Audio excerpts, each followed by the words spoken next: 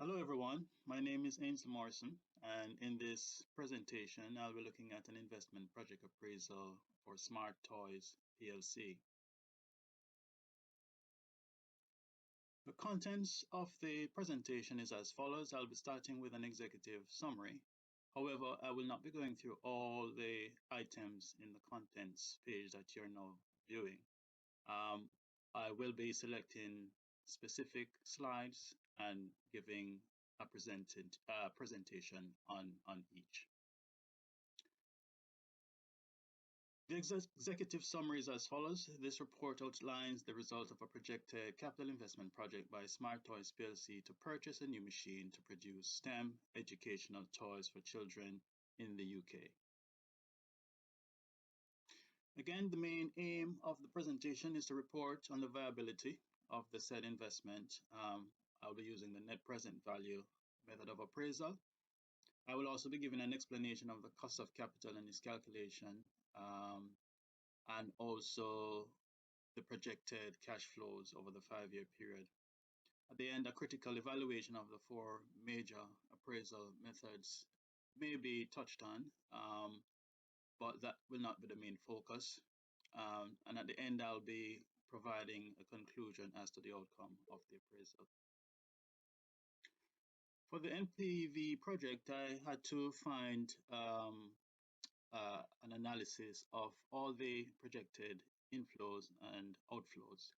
The capital invested of 1,250,000 was added to the 45,000 R&D that was yet to be spent.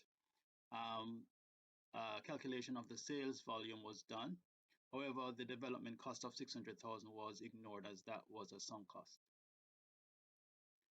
The net present value method of appraisal was actually used, and though it has some disadvantages, it's more widely used and captures more so the information in a more realistic fashion than the others.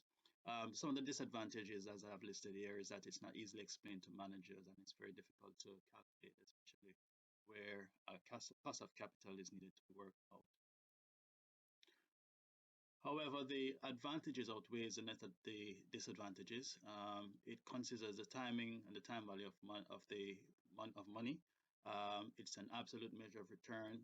It's definitely based on cash flows and not profits. It considers the whole life of the project, and so for those reasons, it was the main reason for its use. In summing up this appraisal, it was found that the NPV value was positive, which means that the project should be undergone.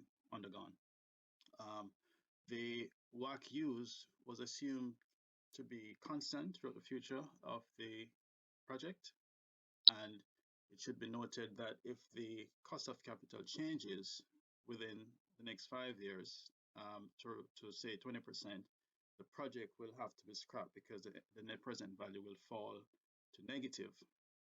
Also, in consideration of funding for the project, it should be noted that there are several options available to the company. The company may want to consider using retained profits, which is a cheaper way of financing the project, or it could probably source finance lease.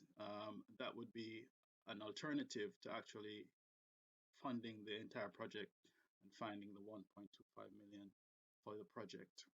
However, the directors will have to look at all the considerations listed in this presentation and make a definitive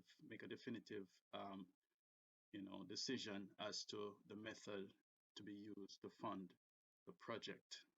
But the project as it is viable, and it is my conclusion that it should be done by Smart Toys PLC UK.